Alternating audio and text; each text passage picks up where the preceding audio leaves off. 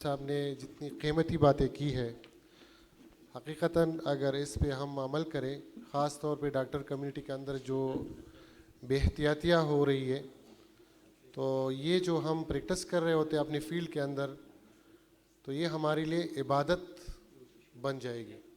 اور اگر یعنی یہ بہت ایزی ہے کہ ہم بحیثیتی ڈاکٹر جنت جانا چاہتے ہیں یا جہنم میں جانا چاہتے ہیں، تو ہم اس اپنی فیلڈ کو جہاں پہ ہم کام کر رہے ہیں اس کو ہم عبادت میں کنورٹ کر سکتے ہیں اگر ہم ایتھیکل بیس پریکٹس کو اپنا معمول بنائیں. بلا تاخیر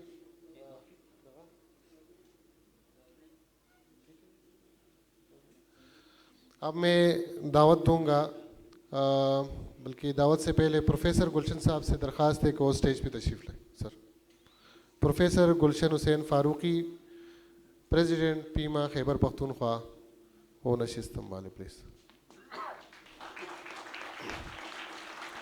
بلا تاخیر میں دعوت خطاب دیتا ہوں استاد الاساتذہ، ہم سب کے استاد پروفیسر نجیب الحق صاحب کو کہ وہ آئے اور آپ سے اپنے موضوع کے اوپر مخاطب ہو.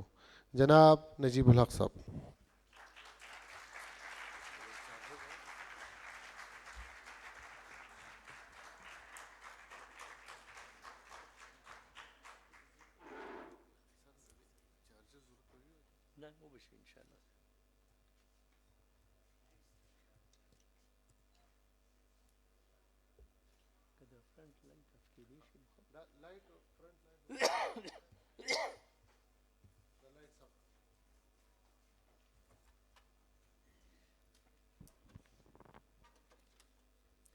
اللہم صلی علی محمد النبی الامی وعلی آلہ وسلم. اعوذ باللہ من الشیطان الرجیم. بسم اللہ الرحمن الرحیم. رب اشرح لی صدری ویسر لی امری واحلل عقدۃ من لسانی یفقہوا قولی. اپنے موضوع پہ بات کرنے سے پہلے ایک دو نقطوں کی طرف آپ کی توجہ چاہتا ہوں. میں نے فضل عظیم بھائی سے بھی شیئر کی ہے وہ بات کہ اس زمانے میں خاص کر میڈیکل پروفیشن میں جو سب سے مشکل مسئلہ ہے وہ آنکھوں کی حفاظت ہے. سب سے مشکل میرے نزدیک ہمارے پروفیشن میں یہ ہے کہ آپ کی آنکھوں کی حفاظت ہو اور حیا کا پاس رکھا جائے، اور دوسرے ہمیں کچھ چیزوں کے حدود کا پتہ ہو. مثلا ایگزامینیشن کے حدود کیا ہیں، یہ تو جنہوں نے سیکولر اور نان سیکولر کی بات کی. کنورسیشن کے حدود کیا ہے اس کا بھی ہمیں پتہ ہو. بس یہ ایک ان سے بھی میں نے درخواست کی ہے کہ اس میں شامل کریں. اپنے موضوع کی طرف آتے ہیں، اور یہ بات انہوں نے الحمدللہ پہلے سے کھول کے رکھ دی ہے کہ پرپس کیا ہے، انسان کی زندگی کا پرپس کیا ہے. اور انہوں نے سورہ ذاریات کی آیت بھی آپ کے سامنے رکھی، وَمَا خَلَقْتُ الْجِنَّ وَالْإِنسَ إِلَّا لِيَعْبُدُونَ. اور بڑے مختصر الفاظ میں لیکن بہت ہی جامع الفاظ میں عبادت کی تشریح بھی انہوں نے کر دی. اب پرپس کس کو پتہ ہوگا؟ یہ آپ کے سامنے دو چیزیں میں نے اسی لیے پروجیکٹ کی ہیں. ایک مائکروسکوپ تھا اور دوسرا ایک گلاس. ان دونوں کا پرپس کیا ہے؟ جنہوں نے اس کو بنایا ہے اسی کو ان کا پرپس معلوم ہوگا کہ میں نے یہ مائکروسکوپ کس لیے بنائی اور میں نے یہ گلاس کس لیے بنایا. اسی طرح جب ہم اپنی زندگی کی طرف آتے ہیں تو ہمیں اپنے بدن کے ہر حصے کا پرپس معلوم ہے. تقریباً میں کہتا ہوں کہ معلوم ہے، چاہے وہ برین ہے، کڈنیز ہیں، لیور ہے، لنگز ہیں، جو بھی آرگن ہیں، لیکن ہمیں ان سب کا پرپس معلوم ہے. لیکن جب ہم یہ سوچتے ہیں کہ بحیثیت انسان مجموعی طور پہ میرا کیا پرپس ہے، تو میرا خیال ہے اگر ہم 100 لوگوں سے یہ سوال پوچھیں تو چند لمحے کا توقف تو ضروری ہوگا، اور اس کے بعد بھی شاید وہ ہم پوری طرح سے ایکسپلین نہ کر پائیں. اس کی وجہ یہ ہے کہ ہم اس کی طرف توجہ نہیں دیتے. تو جس طرح اس مائکروسکوپ کے پرپس کے بعد اس کے لیے ایک آپریشن مینول بنا ہے، جس میں لکھا گیا ہے کہ اس کو آپ نے کیسے آپریٹ کرنا ہے۔ اسی طرح انسان کا آپریشن مینول قرآن ہے۔ جتنی باتیں بھی فضل عظیم بھائی نے کی ہیں ان سب سے ہم اتفاق ظاہر کرتے ہیں۔ وہ خوبصورت پھول ہیں اس درخت کے جو انہوں نے ڈسکرائب کیا، اس کے پتے ہیں، پھول ہیں، شاخیں ہیں، بہار اس پہ آتی ہے، لیکن اس درخت کی روٹس بھی ہوتی ہیں، اور اگر وہ روٹس کمزور ہو گئیں تو پھر یہ درخت میں پھول اور پتے نہیں آئیں گے۔ تو اس درخت کا روٹ ضروری ہے کہ ہمیں معلوم ہو اور اس کی ہم حفاظت کریں۔ اگر اس کی حفاظت ہم سے رہ گئی تو شاید ہم پھر اس طریقے سے اس کو محفوظ نہیں رکھ سکیں گے۔ اسی لیے آج جو ہم بات کریں گے اس انسان کے مینول کی بات کریں گے جو قرآن ہے۔ اب قرآن پہلی بات ہے کہ کیوں سیکھیں اور کیسے سیکھیں، یہ دو آج کوشش کریں کہ ہم اس پہ بات کریں۔ پہلے ہم بات کرتے ہیں کہ ہم قرآن کیوں سیکھیں، یہ ایک بہتر بات ہوگی کہ ہم اس پہ پہلے بات کر لیں کہ ہم قرآن سیکھیں کیوں، اور اس کے بعد ہم یہ کوشش کریں گے کہ یہ ایکسپلین کرنے کی کوشش کریں کہ اس کو ہم کیسے سیکھیں۔ کیوں کا جواب تو بہت سمپل ہے کہ اگر کسی آدمی نے ڈاکٹر بننا ہے تو اس کو ان چند مراحل میں سے گزرنا ہوگا، FSC بھی پاس کرنا ہوگا، اچھے نمبر بھی لینے ہوں گے، میڈیکل کالج میں بھی داخلہ لینا ہوگا، اور پھر میڈیکل کالج کے اندر میں نے اس نے حساب لگایا تقریباً 18 بیسک ٹیکسٹ بک اس کو پڑھنی پڑتی ہے، فرسٹ ایئر سے لے کے فائنل ایئر، ڈفرینٹ جو سبجیکٹس ہیں، اور پھر اس کے بعد ایک امتحان ہوتا ہے جس پہ وہ بات کر چکے ہیں کہ یہ تو ون وے کا ٹکٹ ہے، پھر واپسی کا راستہ نہیں ہے، سپلیمنٹری اس امتحان میں پھر نہیں ہے۔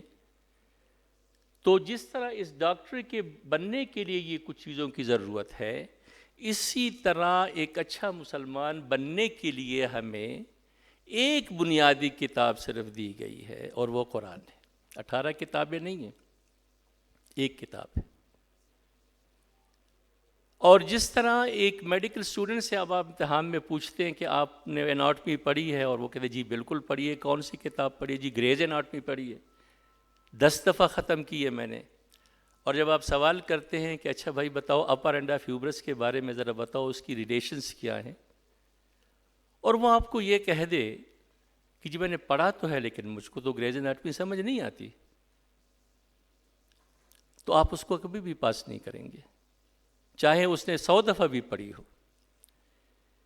اسی طرح خدا نخواستہ اگر اس دن جہاں سے پھر واپسی نہیں ہے، اس فائنل امتحان میں یہ پوچھ لیا جائے کہ آپ نے قرآن پڑھا تھا، اور میرا جواب یہ ہے کہ ہاں میں نے تو پڑھا نہیں تھا، صرف حفظ بھی کیا تھا، اور پھر پوچھ لیا جائے کہ اچھا حرام حلال کے بارے میں کیا بتایا تھا، اور میرا جواب وہی ہو جو میڈیکل اسٹوڈنٹ کا ہو،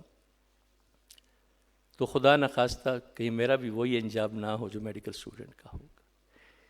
اس لیے جب تک ہم اس قرآن کی طرف متوجہ نہیں ہوں گے تو جتنی بھی باقی باتیں ہیں ان کی اپنی اپنی اہمیت، اس میں کوئی شک نہیں ہے، لیکن جیسے میں نے شروع میں کہا کہ جو روٹس ہیں، اس کی جو جڑیں ہیں، وہ قرآن ہے، اور اس کی طرف ہمیں متوجہ ہونا ہوگا۔ آج ہماری ڈیفینیشنز ہی بدل گئی ہیں۔ ہم لٹریٹ کس کو کہتے ہیں؟ جو کچھ چیزیں زبانی پڑھ سکتا ہے اس کو ہم لٹریٹ کہتے ہیں۔ آج آپ دیکھ لیں عملی زندگی میں ہمارا قرآن سے کیا تعلق ہے، اس کی اپلیکیشن کا ہماری زندگی میں۔ مولانا محترم نے قرآن تفہیم القرآن کے دیباچے میں یہ بات لکھی ہے کہ قرآن کی صرف پڑھنے کی بات نہیں ہے، جتنا آپ اس کو عملی زندگی میں شامل کرتے جائیں گے، چاہے وہ انفرادی ہو اور چاہے وہ اجتماعی ہے، اتنا آپ کو قرآن کی سمجھ آتی جائے گی۔ یعنی صرف پڑھنے کی بات نہیں ہے، ساتھ عملی بات ہے، لیکن آج عملی طور پہ قرآن نعوذ باللہ ہماری زندگی سے بالکل ختم ہو چکا ہے۔ بلکہ ایک دفعہ ڈاکٹر اسرار مرحوم کو ہم نے بلایا تھا کالج، اور انہوں نے اپنی بات مسجد میں کی، اور پھر آخر میں کہا کہ دیکھو ہم نے قرآن کے ساتھ جو سلوک، اللہ کے ساتھ جو سلوک کیا ہے وہ یہ ہے کہ ہم نے اس کو مسجد میں باندھ رکھا ہے، 5 وقت جا کے اس کو کچھ لوگ سلام کرتے ہیں، سارے وہ بھی نہیں کرتے، اور جب نکل جاتے ہیں تو اللہ وہیں رہ جاتے ہیں، پھر اس نے جو کہا ہے قرآن میں وہ اس پہ کوئی ہم عمل نہیں کرتے۔ تو یہ اس وقت ہماری عملی صورتحال ہے۔ آج ہمارے رہنما قرآن نہیں ہے، یا میڈیا ہے یا کوئی اور چیز ہے، ہمارے ماڈلز ہی ڈیفرنٹ ہو گئے ہیں۔ جو ہمارے ماڈلز ہونے چاہیے تھے انعمت علیہم والے، جو ہم روزانہ کئی دفعہ پڑھتے ہیں نماز میں، آج ہمارے رول ماڈل کوئی اور ہو گئے۔ اس کی وجہ بھی یہی ہے کہ ہم اس قرآن سے دور ہو گئے۔ وہ کون سے رول ماڈل ہیں آپ مجھ سے شاید وہ زیادہ بہتر جانتے ہوں گے۔ آج اسکول اور کالج کے نصاب سے ہماری زندگی کا اصل نصاب نکل گیا ہے، اور یہ پرائمری سے لے کے پروفیشنل کالجز سب تک یہ صورتحال ہے۔ اس لیے ہم قرآن سے اوور دی ٹائم بہت دور چلے گئے ہیں، جس کی طرف آنے کے بغیر ہمارے پاس کوئی دوسرا چارہ نہیں ہے۔ اور یہ قرآن کی دوری ہی ہے جس کو اقبال نے چند مختصر اشعار میں بہت اچھی طرح سے ایکسپلین کیا ہے کہ آج مسلمان کی حالت کیا ہو گئی ہے اس نظام تعلیم سے نکلنے کے بعد۔ اور انہوں نے فرمایا کہ گرچہ مکتب کا جواں زندہ نظر آتا ہے، مردہ ہے مانگ کے لایا ہے فرنگی سے نفس، جس کو ہم اسٹیٹک برین ڈرین کہتے ہیں۔ بیٹھا یہاں ہے، سوچ وہاں کی ہو رہی ہے، عمل بھی بلکہ اسی کا ہو رہا ہے جو ان کی طرف سے سکھایا گیا ہے۔ اور پھر ہماری حالت یہ بھی ہو گئی ہے کہ مانگتے پھرتے ہیں اغیار سے مٹی کے چراغ، اپنے خورشید پہ پھیلا دیے سائے ہم نے۔ جب برٹن رسل کا قول سامنے آتا ہے، جب بل گیٹ کی بات ہوتی ہے تو ساروں کے کان کھڑے ہو جاتے ہیں، لیکن ہمیں یہ توفیق کم ہی ملتی ہے کہ ہم اپنے اکابر کے اقوال، بلکہ ہمارے صحابہ کے اقوال، ہمارے رسول صلی اللہ علیہ وسلم کی احادیث اور اپنے اللہ کی بات بیان کریں، اس لیے کہ اپنے خورشید پہ پھیلا دیے سائے۔ ہمیں پتہ ہی نہیں ہے کہ اس نے کیا کہا، جب پتہ ہی نہیں ہوگا تو کوٹ کیسے کریں گے؟ اور پھر یہ ہماری اصل حالت ایک اور شعر میں بیان کی انہوں نے کہ وضع میں تم ہو نصارا تو تمدن میں ہنود، یہ مسلمان ہیں جنہیں دیکھ کے شرمائے یہود۔ تو یہ اس وقت ہماری صورتحال ہے، اور میں نہیں کہتا کہ لوگ پڑھیں نہیں جا کے، سب کچھ پڑھے، دنیا میں جہاں مرضی ہو جائیں، امریکہ جانا، یورپ جائیں، یو کے جائیں، جہاں جائیں، کوئی اس میں ایشو نہیں ہے، لیکن وہی کریں جو اقبال نے کیا تھا کہ واپس آ کے ان کا وہ اثر نہیں لینا، جو سکلز ہیں وہ ضرور سیکھیں، جو نالج ہیں وہ ضرور سیکھیں، لیکن اپنی روٹس کے ساتھ ہمیشہ جمے رہیں۔ روٹس کٹیں گی تو درخت سوکھ جائے گا، پھر وہ زندہ نہیں رہ سکتی۔ اور پڑھ لیے میں نے علوم شرق و غرب، روح میں باقی ہے اب تک درد و کرب۔ اللہ کا یہ بہت بڑا کرم ہے اس وقت ہم پہ کہ ہم اس سٹیج پہ نہیں گئے کہ ہم بالکل ہی ختم ہو گئے ہیں، بلکہ ہر ایک اس وقت تو بلکہ میں سمجھتا ہوں کہ الحمدللہ ایک ریوائول کی ایسی موومنٹ ہے کہ مسلمانوں میں یہ احساس پیدا ہو رہا ہے کہ ہمارے ساتھ کچھ ہو رہا ہے اور اس کے لیے ہمیں کچھ کرنا چاہیے۔ آج سے میری اپنی زندگی میں 30-40 سال پہلے یہ احساس بہت کم تھا، اب الحمدللہ یہ احساس ہم میں پیدا ہو رہا ہے۔ گو کہ مسئلہ وہی ہے کہ زبزب کا شکار ہے، کعبہ میرے آگے ہے کلیسا میرے، ادھر جائیں ادھر جائیں، لیکن الحمدللہ اس میں یہ ضرور ہے کہ الحمدللہ یہ صورتحال بدل رہی ہے، امید کی کرن بالکل صاف نظر آتی ہے۔ اور ہماری تنزلی کی بھی بنیاد یہی ہے، اور اس کو بھی اقبال ہی نے بیان کیا کہ وہ زمانے میں معزز تھے مسلمان ہو کر، اور تم خوار ہوئے تارک قرآن ہو کر۔ اگر ہمیں اس زمانے میں دوبارہ عزت لینی ہے تو جیسے کہ اسلامی تاریخ اس بات کی پوری گواہ ہے کہ اس کے بغیر کہ مسلمان اپنے دین کی طرف پلٹ آئے، قرآن کی طرف پلٹ آئے، اس کے بغیر کوئی دوسرا طریقہ نہیں ہو سکتا۔ اور یہی بات حضرت عمر فاروق رضی اللہ تعالیٰ عنہ نے فرمائی تھی کہ ہم ایک ایسی قوم ہیں جس کو اللہ تعالیٰ نے اسلام کے ذریعے عزت بخشی ہے۔ اگر ہم نے عزت کو اسلام کے علاوہ اور نظام میں تلاش کیا تو اللہ ہم کو ذلیل کر دے گا۔ اور آج بالکل اس کی عملی صورت آپ دیکھ رہے ہیں کہ ہم کہاں کہاں عزت ڈھونڈ رہے ہیں اور کتنے ہم جگہ جگہ ذلیل ہو رہے ہیں۔ یوں لگتا ہے کہ حضرت عمر رضی اللہ تعالیٰ عنہ کو اس وقت یہ ساری بات کی ہے. تو اس قرآن کی طرف ہمیں پلٹنا ہوگا، اور یہ اسی کیوں کا جواب ہے کہ جب تک ہم اس کی طرف نہیں پلٹیں گے تو ہم نہ عزت پا سکتے ہیں اور نہ ہم صحیح مسلمان ہو سکتے ہیں. اور پھر عجیب بات کہ حضور صلی اللہ علیہ وسلم نے فرمایا کہ آخری زمانے میں یا اس امت میں ایسی قوم نکلے گی کہ وہ قرآن پڑھے گی لیکن قرآن ان کے حلق سے نیچے نہیں اترے گا، اور آپ صلی اللہ علیہ وسلم نے ان کو بدترین مخلوق قرار دیا. قرآن حلق سے اترنے کا مطلب یہی ہے کہ اس کو سمجھیں اور اس پہ عمل کیا جائے، یہ اس کا مطلب ہے. اور آج آپ دیکھ رہے ہیں، بلکہ بدقسمتی تو یہ ہے کہ آج ایسے لوگ بھی موجود ہیں کہ وہ کہتے ہیں نہ بھائی آپ ترجمہ نہ پڑھیں، نہیں بھائی آپ تفسیر نہ کریں. بہت بڑی بدقسمتی ہے اس وقت. اور یہ حضور صلی اللہ علیہ وسلم نے فرمایا. تو اگر ہم یہ نہیں کریں گے تو پھر ہم اسی میں شامل ہوں گے. اب دوسری ایک آیت میں آپ کے سامنے رکھوں، کتاب انزلناہ الیک مبارک لیدبروا آیاتہ ولیتذکر اولو الالباب. یہ ایک بڑی برکت والی کتاب ہے جو اے محمد صلی اللہ علیہ وسلم ہم نے تمہاری طرف نازل کی ہے تاکہ یہ لوگ اس کی آیات پر غور کریں اور عقل و فکر والے اس سے سبق لیں. اب اس میں پہلا لفظ ہی مبارکن ہے، اس میں کوئی شک ہی نہیں ہے کہ یہ مبارکن ہے، لیکن ساتھ ہی یہ بھی فرما دیا گیا ہے کہ یہ ہے کس لیے، مقصد کیا ہے قرآن کا. لیدبروا آیاتہ ولیتذکر اولو الالباب. غور و فکر کرنے کی ضرورت ہے. اس لیے نہیں ہے کہ بیٹی کی شادی ہو رہی اور اس کے سر کو اوپر پکڑ کے نیچے سے گزار دی، اس لیے نہیں ہے. یا کسی کمرے میں رکھ دیا، بہت خوبصورت سے غلاف میں قرآن کو لپیٹ کے رکھ دیا. بیشک اس کے پڑھنے میں بہت زیادہ ثواب ہے. ایک لفظ الف لام میم جس کی کسی کو آج تک سمجھ بھی نہیں ہے، اس کے بھی 30 نیکیاں ملتی ہیں. لیکن مقصد یہ نہیں ہے اس کا، مقصد اس کا ہے لیدبروا آیاتہ ولیتذکر اولو الالباب. اب دیکھیں قرآن کا مقصد بھی یہ ہے، اور پھر رسول کا مقصد کیا ہے. رسول کا مقصد ہی یہی بیان کیا گیا ہے، ربنا وابعث فیہم رسولا منہم یتلو علیہم آیاتک ویعلمہم الکتاب والحکمہ ویزکیہم. مقصد ہی یہ ہے کہ اس قرآن کی تعلیم دی جائے، ان آیات کو بیان کیا جائے. اور ایک یہ الفاظ تو اللہ کے ہیں قرآن کے، اور ایک اس کے بعد جو ہے خفی کی صورت میں رسول اللہ صلی اللہ علیہ وسلم نے اپنے احادیث اور سنت کے ذریعے اس کی تشریح کر دی ہے، وہ بھی اس میں شامل ہے. لیکن بنیادی طور پہ رسول کا مقصد بھی قرآن کی تعلیم دینا ہے، اور ہم بدقسمتی سے اس کو بالکل بھول گئے ہیں.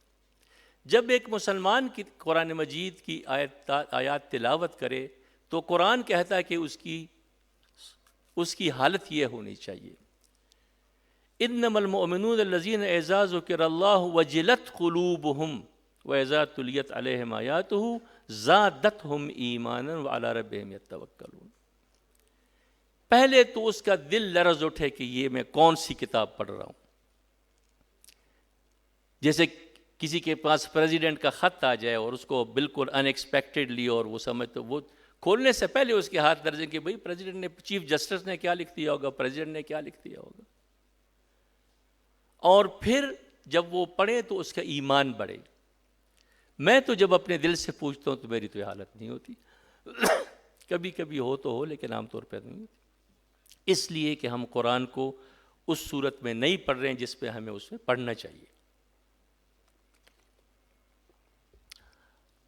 اور پھر ہم جیسوں کے لیے اللہ ہمیں معاف کرے اور اس گروپ میں نہ لائے، لیکن قرآن ہی کہتا ہے کہ مثل الذین حملوا التوراۃ ثم لم یحملوها کمثل الحمار یحمل اسفارا. گدھے پہ کتابیں لد جاتی ہیں، کوئی اس کو پتہ نہیں ہوتا کہ کیا چیز ہوتی ہے.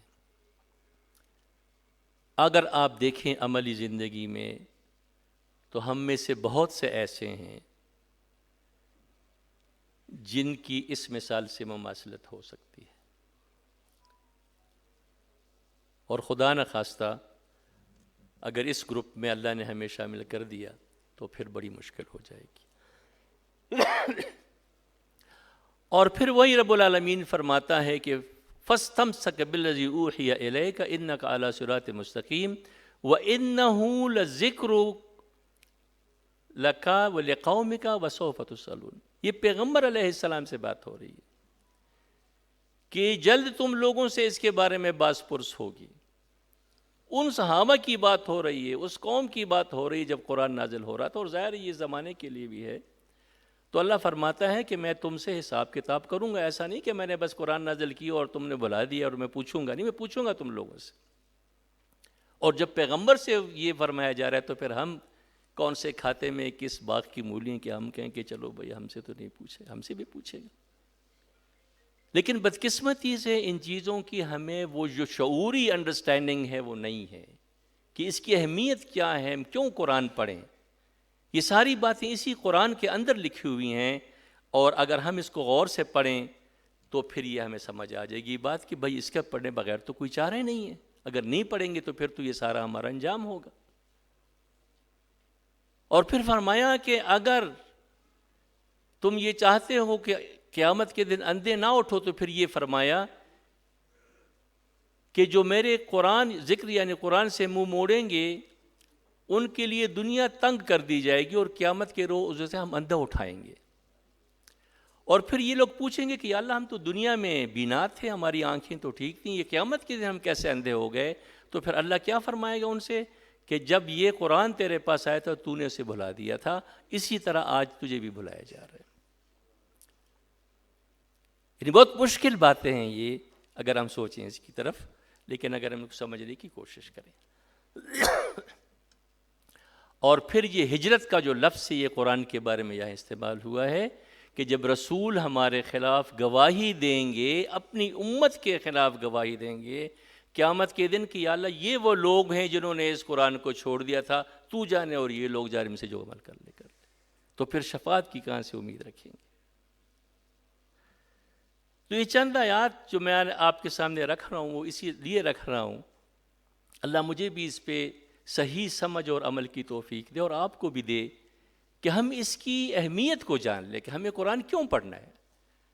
اگر تو ہم کہتے ہیں اور کلیم کرتے ہیں, اور الحمدللہ ہم کلیم کرتے ہیں کہ ہم مسلمان ہیں, تو پھر مسلمان کا تو پہلا کام یہی ہے کہ وہ اللہ کی بات کو مانے. پہلا کام یہ, کمزوریاں بے شک ہو سکتی ہیں, اس کے طریقے بتائے گئے ہیں, لیکن کم از کم توجہ تو ہماری اس طرف ہو. آج تو بدقسمتی سے ہماری توجہ بھی اس لیے نہیں ہے, اسی طرف نہیں ہے, اور اس کا نتیجہ اس امت کا نتیجہ یہ نکلا جو اس آیت میں بیان کیا ہے کہ فَطَالَ عَلَيْهِمُ الْأَمَدُ فَقَسَتْ قُلُوبُهُمْ وَكَثِيرٌ مِّنْهُمْ فَاسِقُونَ. جب وقت گزرتا گیا ان پہ, امیہ اور عباسی اور مغل اور گزرتے گئے یہ دور, اور یہ قرآن کی طرف رجوع انہوں نے نہیں کیا تو ان کے دل سخت ہو گئے اور ان میں سے اکثر فاسق ہو گئے. آج ہم بدقسمتی سے اسی صورتحال پہ دوچار ہیں, اور یہ آیت بالکل لگتا ہے کہ پوری ہسٹری سمو دی گئی ہے اس میں مسلمانوں کی اور امت مسلمہ کی, اور جس میں آج ہم دوچار ہیں. تو یہ سب کچھ اسی قرآن مجید میں پڑھنے کے بعد اور سمجھنے کے بعد کیا اب ہم یہ نہیں سمجھتے کہ یہ قرآن پڑھنا اور اس کو سمجھنے کی ایمرجنسی کیفیت ہے ہمارے لیے, کیونکہ زندگی اور موت کا تو کچھ نہیں پتہ, کس نے کب مرنا ہے, اسٹیج سے اتر بھی سکتا ہے کہ نہیں, وہ یہاں سے اٹھ کے جا سکتا ہے بھی. اس لیے بہت ضروری ہے کہ ہم اس قرآن کی طرف رجوع کریں, اور اگر اس قرآن کی طرف رجوع ہم نہیں کرتے تو بے شک پھر ہم منہ سے کہتے رہیں کہ جو ہم مسلمان ہیں, لیکن اس کا نتیجہ جو قرآن نے خود ہی بیان کر دیا ہے, اللہ پاک ہمیں اس سے واسطہ نہ لائے, کیونکہ وہ تو بالکل یعنی ایسی صورتحال ہے کہ کسی کے لیے بھی وہ بہت ہی مشکل ہے. اب ہم تھوڑا سا سوچیں کہ اس قرآن کو ہم نے اپنی زندگی ترجیحات میں کہاں رکھا ہے, اس میں کتنا ٹائم لگاتے ہیں, اس میں کتنا پیسہ لگاتے ہیں. اپنے بچوں اور بچوں کی تعلیمی اخراجات کے لیے تو ہمارے پاس سب کچھ موجود ہے, لیکن قاری صاحب کو ہم 500 روپے سے زیادہ دینے پہ تیار نہیں ہیں, اور بایو کیمسٹری کے ٹیچر کو ہم 5000 روپے بھی دینے کو تیار ہیں. تھوڑا سا ایک سیلف اکاؤنٹیبلٹی اور ایک سیلف انالیسس ہمیں ضرور کرنی چاہیے کہ ہم اس وقت اس صورتحال میں قرآن کو ہماری ترجیح میں کہاں ہے، وہ ہمارا کلینک کہاں ہے، ہمارا پروفیشن کہاں ہے، ہمارے پیسے کمانا حلال بہت اچھی بات ہے، رزق ہے اور عبادت ہے، عین عبادت ہے، لیکن اس کو بھی ہمیں تھوڑا سا دیکھنا ہوگا۔ اب ایک مسئلہ یہ اکثر آتا ہے کہ یہ تو بہت بڑی کتاب ہے اور کیسے کریں، اور لوگوں نے بدقسمتی سے مشکل بھی بڑا بنا دیا ہے اس کو۔ اب اس پہ بھی قرآن بڑے واضح طور پہ کہ جتنا کر سکتے ہو کر لو، کوئی تم پہ پابندی نہیں ہے کہ روزانہ ایک پارہ پورا پڑھو گے یا پوری سورت پڑھو گے، جتنا پڑھ سکتے ہو پڑھ لو۔ سورہ مزمل کی آیت میں نے آپ کے سامنے رکھی، لیکن پڑھنا وہ ہے جس پہ ہم بات تھوڑی سی کر چکے ہیں، اور اس میں تھوڑی سی اور بات یہ کرتے ہیں کہ یہی قرآن تھا جب یہ صحابہ رضی اللہ عنہم نے اس کو سنا تو ہم سب کو معلوم ہے کہ زندگی کمپلیٹلی پلٹ گئی، یکایا پلٹ گئی ان کی۔ لیکن ہم یہی قرآن پڑھتے ہیں لیکن ہمیں تو اثر بھی نہیں ہوتا، کایا پلٹنا تو دور کی بات ہے۔ تو فرق کیا ہے جو اس وقت ہم میں اور ان میں ہے؟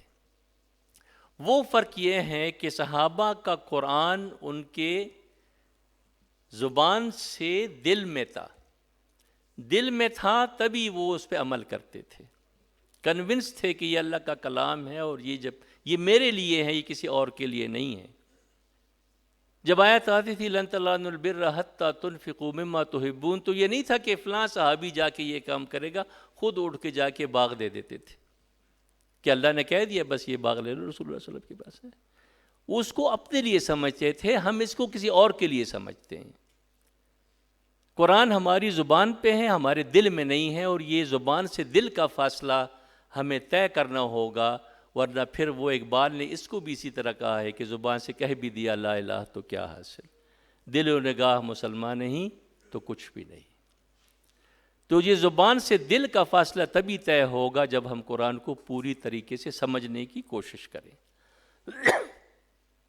یہ آیت میں نے آپ کے سامنے رکھی تھی پہلے بھی، اور بدقسمتی سے بعض لوگ کہتے ہیں کہ جی 15 علوم سیکھو اور 50 علوم سیکھو۔ بے شک وہ تفسیر قرآن جو لوگ کرتے ہیں ان کے لیے ضروری ہوگا، لیکن جو قرآن کو سمجھنا چاہتے ہیں ان کے لیے چیزیں ضروری نہیں ہیں، اور اس کے مختلف طریقے ہو سکتے ہیں قرآن کو سمجھنے کے۔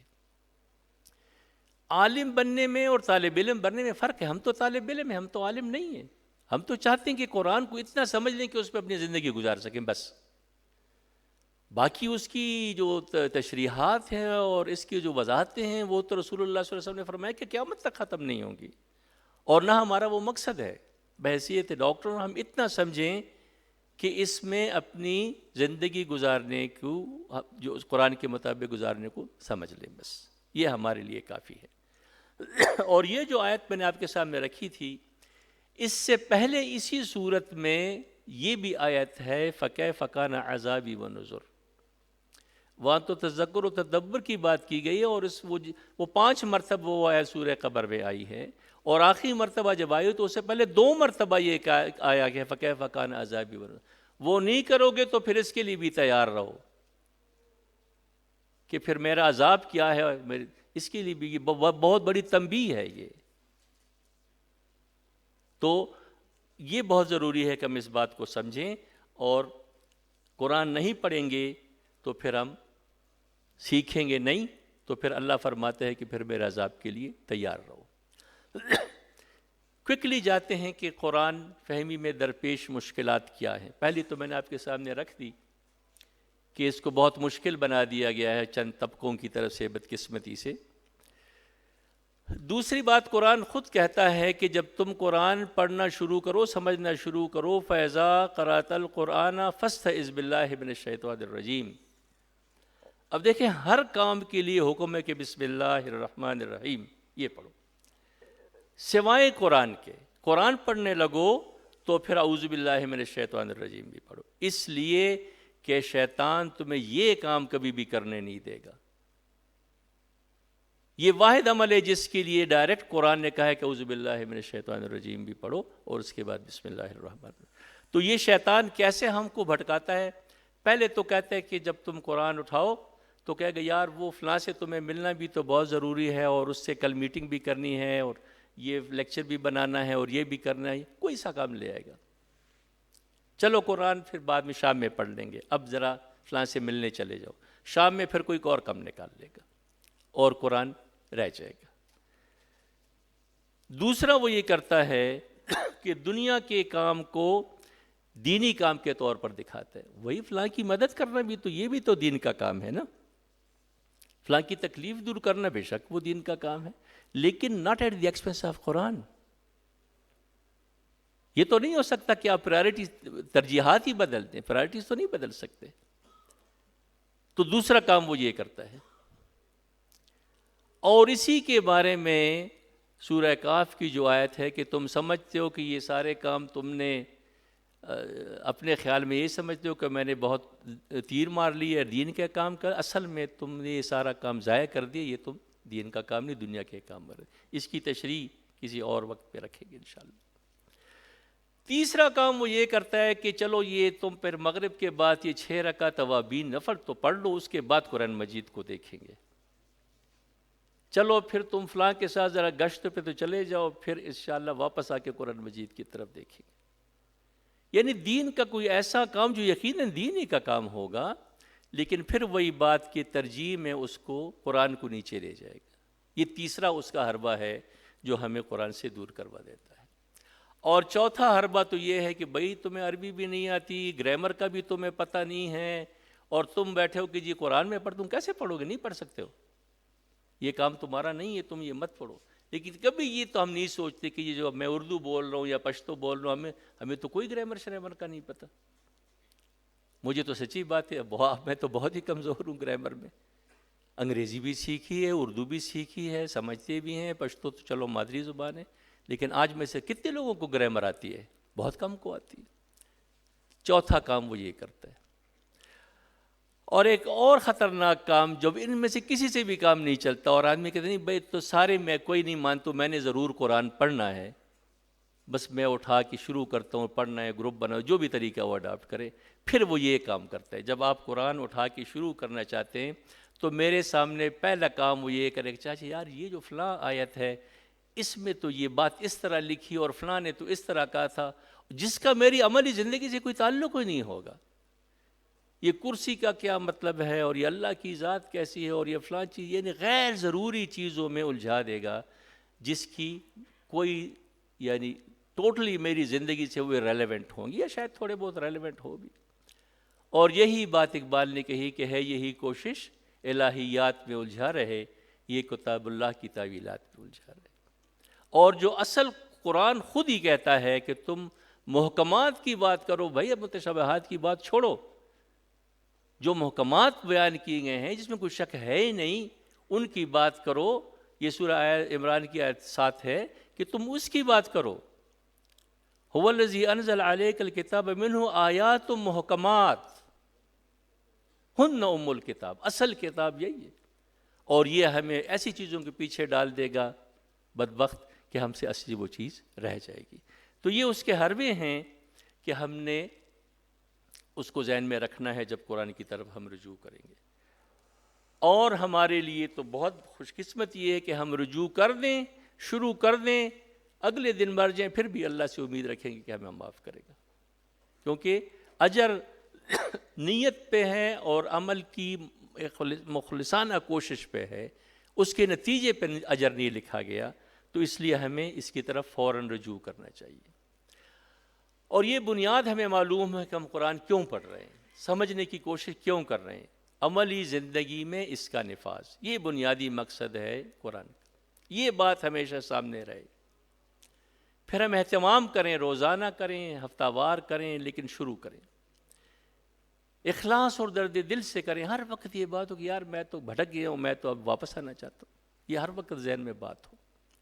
اور پھر تفکر و تدبر کی عادت ڈالیں، جیسے قرآن مجید نے خود ہی فرما دیا ہے.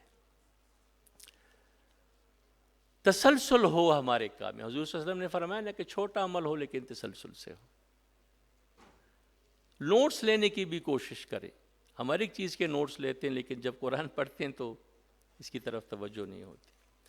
موجودہ حالات میں قرآنی تعلیمات کی ہدایات کیا ہیں، کوشش کریں کہ اس رکوع یا آیات سے یہ سیکھنے کی کوشش کریں، کیونکہ قرآن جو جس وقت ان حالات کے لیے تھا وہ آج کے حالات کے لیے بھی ہے اور قیامت تک کے حالات کے لیے ہے.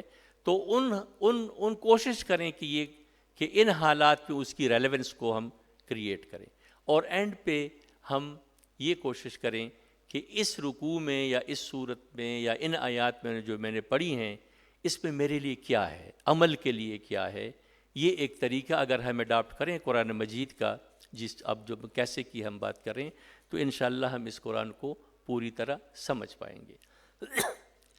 اب قرآن استاد سے بھی سیکھ سکیں جو بہت ہی افضل طریقہ ہے، لیکن بدقسمتی سے ہم لوگ اتنا وقت شاید نہیں نکالتے، کوشش کرنی چاہیے. لیکن یہ گروپ ڈسکشن اس کے جیسے جمعیت میں ہوتی تھی نا، اسٹڈی سرکلز، یہ اسٹڈی سرکل والا جو معاملہ ہے یہ بہت اچھا ہے. اس سے یعنی کسی صورت میں بھی میں کسی عالم کے بارے میں یہ کمنٹ نہیں کرنا چاہ رہا ہوں، نہ کر سکتا ہوں، نہ میری یہ ہمت ہے کہ میں کہوں کہ ان کو سمجھ نہیں آتی. لیکن بہت سے اوقات میں چونکہ ان کو اس وقت دنیا کے حالات کی شاید اتنی کمپریہنشن نہیں ہوتی، اس لیے وہ ان آیات کو اس کے مطابق شاید ایکسپلین نہیں کر پاتے. لیکن اچھا علماء بھی ہیں، ان سے بھی بات ہو سکتی ہے، تو وہ بھی کریں. بے شک وہ پہلی ترجیح ہو کہ استاد ہو، کیونکہ استاد سے سیکھنا سب سے افضل ہے، لیکن اپنی گروپ ڈسکشن بھی رکھیں. اور اس مقصد کو حاصل کرنے کے لیے چند تفاسیر، آپ کوئی بھی تفسیر اٹھا کے کر سکتے ہیں، لیکن ہم نے جو پچھلے 10-15 سال سے الحمدللہ ایک سسٹم شروع کیا ہوا ہے، اور ہر ہفتے وہ ہوتا ہے اور ایک رکوع ہم پڑھتے ہیں، اور اس میں مختلف ساتھیوں کو جو تفسیریں لاتے ہیں، ابھی میں اس پہ آ رہا ہوں. تو آپ کوئی سی بھی تفسیر دیکھیں، لیکن جدید تفاسیر، تاکہ جو اس وقت اثری حالات ہیں ان کا ہم احاطہ کر سکیں. اس کے لیے تفہیم القرآن فی ظلال القرآن، تدبر قرآن اور روح القرآن بہت ہی اچھی الحمدللہ یہ تفسیر جدید ہے، ڈاکٹر اسلم صدیقی مرحوم کی بہت ہی زبردست تفسیر ہے. اور جدید تفاسیر میں جو اثری مسائل ہیں دین سے متعلق، اس پہ معارف القرآن ہے، ضیاء القرآن ہے، مفتی شفیع صاحب کی، اسرار صاحب کی ہے، بہت سی تفاسیر ہیں، کوئی سی بھی ہو سکتی ہیں. اور اس کے ساتھ ہی بہت سی پرانی تفاسیر ہیں اور بہت ہی زیادہ مفید ہیں. ابن کثیر ہے، جلالین ہے، اشرف علی تھانوی صاحب کی تفسیر کوئی بھی آپ دیکھ لیں. میں یہ لسٹ اس لیے آپ کے سامنے رکھ رہا ہوں کہ ہم آگے جا کے یہ بات کریں گے کہ ہم نے چوز کیسے کرنا ہے. اور اسی طرح ایک بہت ہی اچھی اور یوزفل ایپ ہے ایزی قرآن و حدیث، ایزی قرآن و حدیث. اس میں بہت سی تفاسیر دی ہوئی ہیں، اور اس میں ایک تفسیر مفردات القرآن مولانا محمد عبدہو فیروز پوری رحمۃ اللہ علیہ کی، جس میں الفاظ کے تفصیل سے معانی بیان کیے گئے، اور بھی ہیں بہت ساری ہیں. تو یہ بھی ایک چیز ذہن میں رکھیں. اسی طرح لغات القرآن ہے، قاموس القرآن ہے، قواعد زبان ہے، عارف خلیل چشتی صاحب کی بہت اچھی ہے. یہ صوابی کے ہمارے ساتھی ہیں، قرآن کے کثیر المعانی الفاظ. لیکن ہم نے جو چیز اس میں دیکھی ہے تدریس اللغت القرآن میں، ہمیں سب سے اچھی یہ لگی ہے، ہمارے کئی ساتھی ہیں الحمدللہ، کہ اس میں جو الفاظ ان کا روٹ، اس کے اردو میں ساتھ جو مماثلت ہے بعض الفاظ کا وہ، اور اس کی اصطلاحی معنی اور لغوی معنی انہوں نے اچھے ایکسپلین کیے. But one can choose any one, اس پہ کوئی پابندی نہیں ہے، لیکن یہ ضروری ہے کہ تھوڑا سا یہ ہو. اب کریں کیسے؟ جیسے میں نے عرض کیا، بیسٹ تو یہ کہ ایک استاد ہو اور اس سے ریگولرلی سیکھا جائے، ایک بندہ سیکھے، 10 سیکھیں، جتنے بھی ہیں. اور لیکن یہ اس کو اگمنٹ کرے، اور اگر استاد نہیں ہے تو کم از کم یہ ضرور کریں کہ 7-8 ساتھی مل کر ایک گروپ بنائیں. اگر وہ نہیں ہیں، 2-3 ہیں، 2 بھی ہیں تو کافی ہیں، لیکن یہ ایک گروپ بنائیں. اور پھر ہر ایک تفسیر لے. ایک جدید تفاسیر میں ان میں سے کم از کم لے جو عصری حالات کے مطابق ہیں، اور ایک جو عصری دینی مسائل کے مطابق ہیں، اور ایک جو باقی تصاویر میں تفاسیر آپ کے سامنے لسٹ ہے. Any one, but you can choose any one. پھر ہفتے میں کم از کم ایک رکوع کا مطالعہ کیا جائے. ہفتے میں ایک رکوع، 1 گھنٹہ ہی آپ اس کو دے دیں تو آپ اندازہ لگا لیں کہ پورے ہفتے میں 24 کو 7 سے ضرب دے دیں تو یہ شاید 168 کے قریب آتے ہیں. اس میں سے 1 hour which is less than 1% of your time. اتنا تو ہم کم از کم اس قرآن کو دیں نا. لیکن اس گروپ ڈسکشن کے علاوہ انفرادی طور پہ بھی مطالعے کی کوشش کرنی چاہیے۔ لفظی مطالعہ بھی ضروری ہے تاکہ الفاظ کی ریلیونس کا بھی ہمیں پتہ چلے اور اس کی جو بلاغت ہے اس لفظ کی، اس پہ بھی ہمیں احساس ہو کہ یہ لفظ یہاں پہ کیوں استعمال ہوا ہے، اور وہ ان تفاسیر میں بہت خوبصورت طریقے سے اس کو ایکسپلین کیا گیا ہے۔ پھر یہ ہم مسجد میں بھی کر سکتے ہیں جو بہت اچھی بات ہے، اور یا کسی ساتھی کے گھر میں کریں۔ اب یہ عملی چیزیں ہیں جو میں آپ کے سامنے رکھ رہا ہوں، اور درخواست بھی کر رہا ہوں کہ کوشش کریں کہ اس کو امپلیمنٹ کریں اپنے اپنے گاؤں میں، شہر میں، حلقے میں، کالج میں، جہاں پہ بھی آپ چاہتے ہیں۔ ایک ساتھی کا تعین پہلے سے کریں جو اس رکوع کے پڑھ کے آئے گا اپنی تفسیر سے، اور پھر اس کی تفصیل بیان کرے گا، اور پھر باقی ساتھیوں نے اپنی اپنی تفسیر میں جو کچھ پڑھا ہے وہ اس کو بیان کر دیں گے۔ اور ٹائم کو بچانے کے لیے کوشش کریں کہ جو ریپیٹیشن نہ ہو اس میں، جس نے بیان کر دی ایک بات ایک تفسیر سے، اگر دوسری تفسیر میں وہی بات لکھی گئی ہے تو بس اس کو ریپیٹ نہ کیا جائے، بلکہ اگر کوئی نئی بات اس دوسری تفسیر میں ہے تو بے شک وہ رکھیں۔ اس طرح جو گروپ ڈسکشن ایک کریٹ ہوگی، اس میں آپ یقین کریں ایسے پوائنٹ آپ کے سامنے آئیں گے کہ اکیلے پڑھنے میں آپ تصور بھی نہیں کر سکتے کہ یہ پوائنٹ اس طرح تھے۔ اور پھر اس کی تشریح میں دو چیزیں ہیں، ایک جو دینی احکام کے متعلق ہیں، اوامر و نواہی جو ہیں، اس میں تو جو تفاسیر میں لکھا ہوا ہے اسی پہ ہم اکتفا کریں، کیونکہ اس کو ہم خود ڈرا نہیں کر سکتے، یہ علماء کا کام ہے بے شک، اور وہ تفسیر میں 90% پلس وہ چیز واضح ہوتی ہے۔ ایک دوسری ہوتی ہے تکوینی تشریح، جو ہماری تدبر اور سوچ کے لیے تفکر ہوتا ہے، اور اس کی میں صرف ایک دو مثالیں آپ کے سامنے رکھوں گا، لیکن جو اس کی شریعت کا پارٹ ہے، دین کا پارٹ ہے، وہ اسی سے بات کریں جو ان تفاسیر کے اندر موجود ہے، اور اگر اس پہ ہمیں پھر بھی سیٹسفیکشن نہیں ہے تو خود سے کوئی تشریح نہ کریں، بلکہ اگلے دن علماء سے پوچھ کے اگلے ہفتے پھر آ کے اس کو ایکسپلین کر دیا جائے۔ اور پھر اینڈ پہ کم از کم 2 نکات، and maybe to the maximum of 4، ہم اس میں سے نکالیں اس رکوع میں سے کہ اس رکوع میں میرے لیے عمل کے لیے کیا ہے۔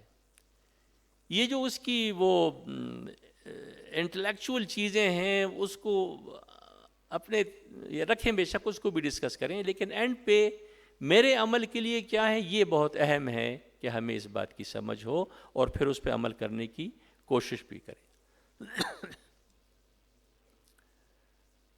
اور بہتر یہ ہے کہ ایک بندہ جو یہ سب کچھ ہے وہ لکھ لے اور پھر اپنا ایک واٹس ایپ گروپ بنا کے اس میں یہ شیئر کیا جائے، اور اس طرح سے یہ ایک ایک کر کے انشاءاللہ پورے کے پورے قرآن الٹیمیٹلی ہمیں سمجھ آ جائے گا۔ اور ہر دفعہ اگلی کلاس کا وقت اور مقام کا تعین کریں۔ اگر مسجد میں نہیں ہے فکس تو یہ بھی ضروری ہے کہ اس کو ویگ نہ چھوڑیں کہ کس کے گھر کرنا ہے اور کیا کب کرنا ہے۔ اور پھر یہ بھی کوشش کی جائے کہ اس میں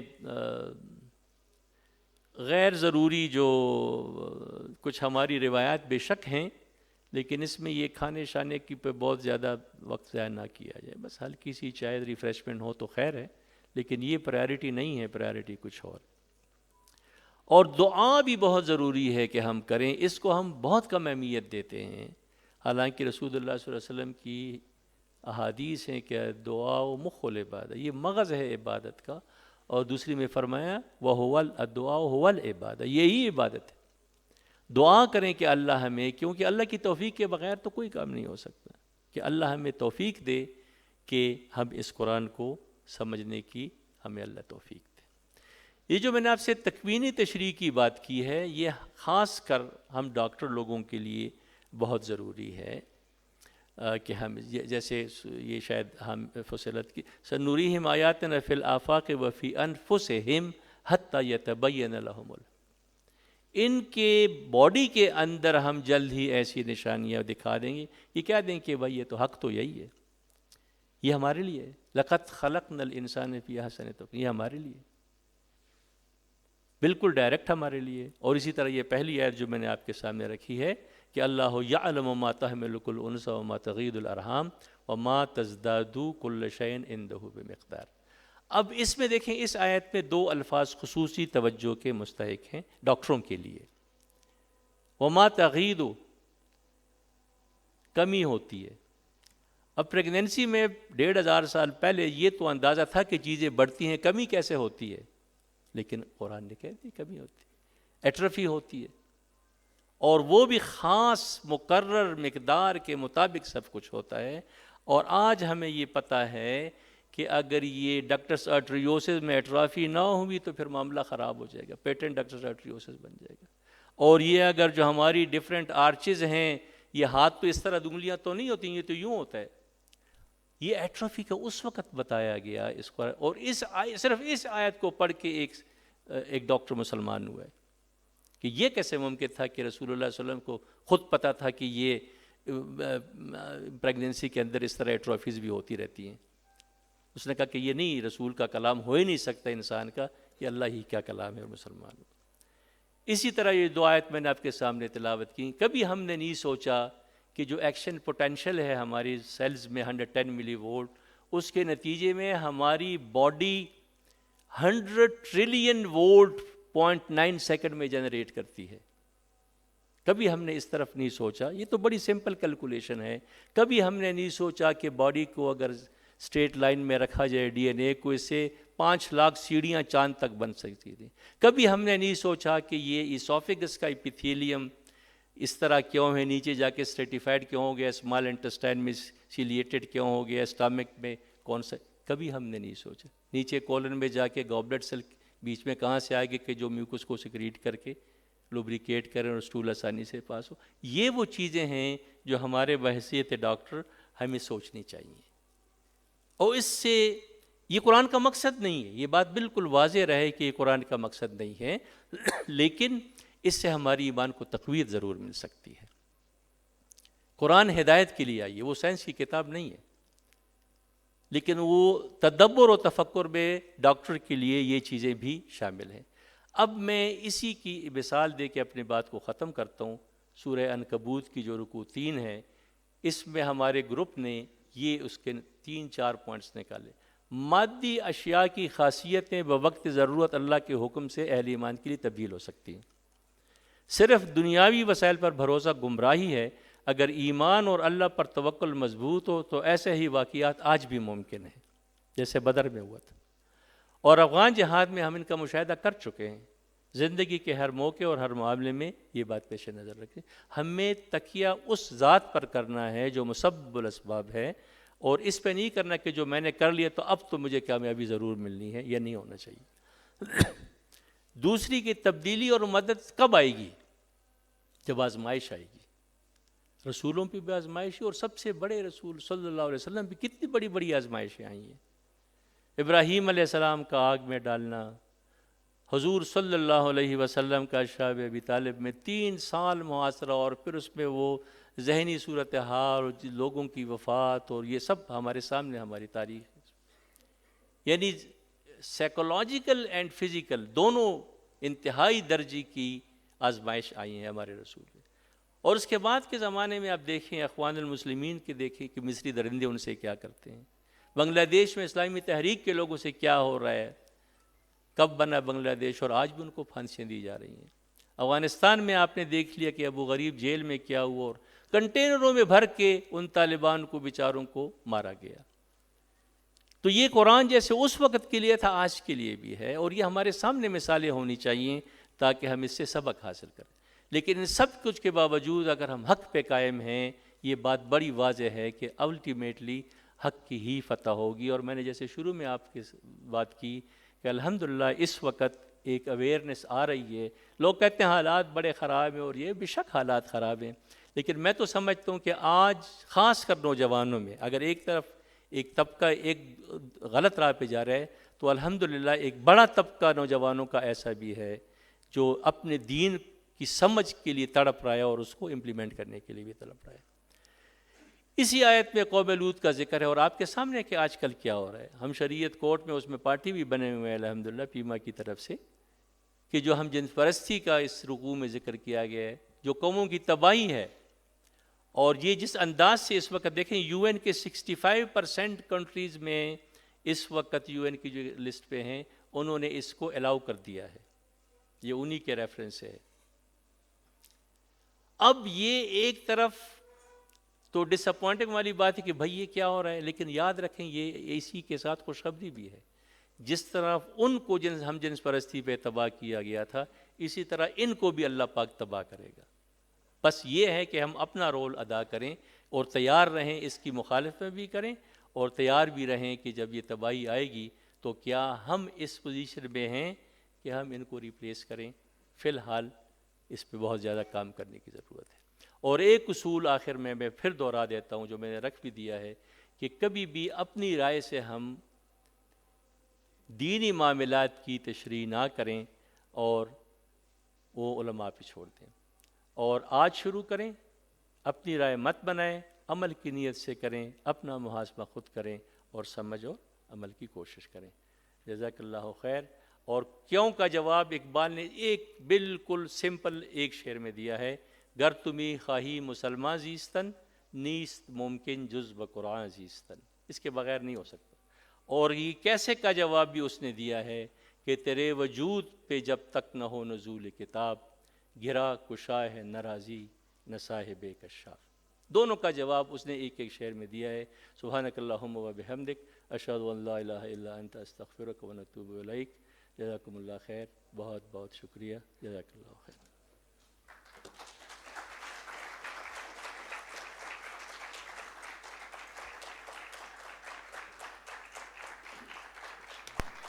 کوئی کوشچن اگر ہو اور پوچھنا چاہے تو۔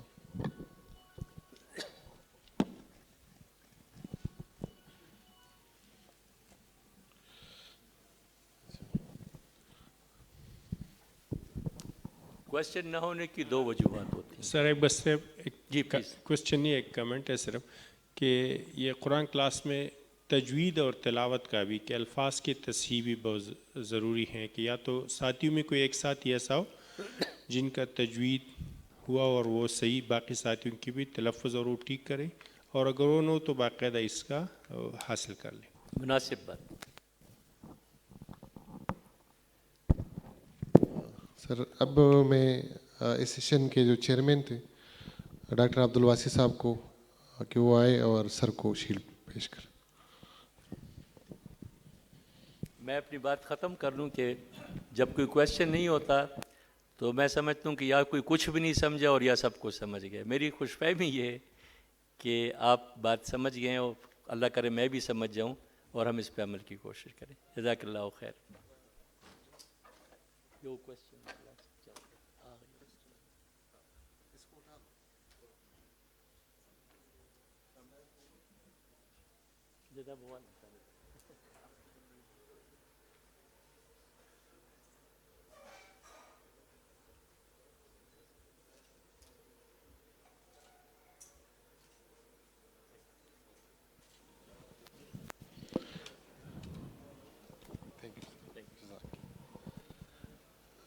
ڈاکٹر فضل عظیم صاحب اسٹیج پہ تشریف لائے اور اپنا شیلڈ وصول کریں۔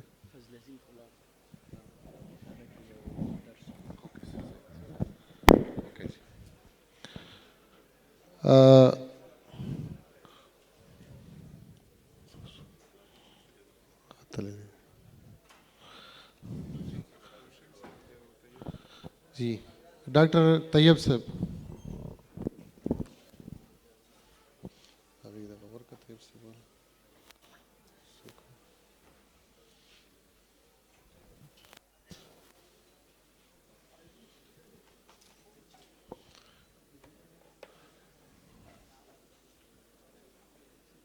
شکریہ سر۔ اب میں ڈاکٹر گلشن صاحب کو دعوت دیتا ہوں کہ وہ آئیں اور پہلے اپنا شیلڈ ریسیو کریں۔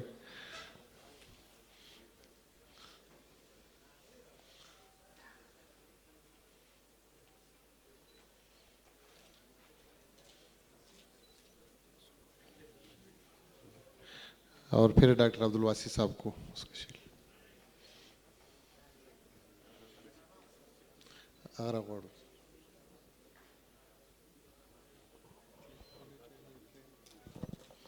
کلیپنگ کریں تھوڑا سا۔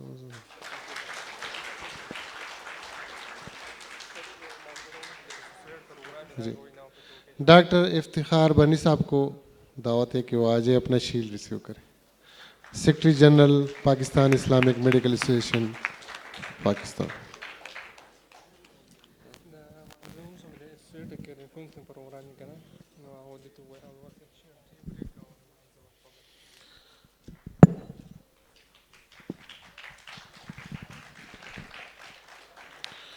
بہت شکریہ.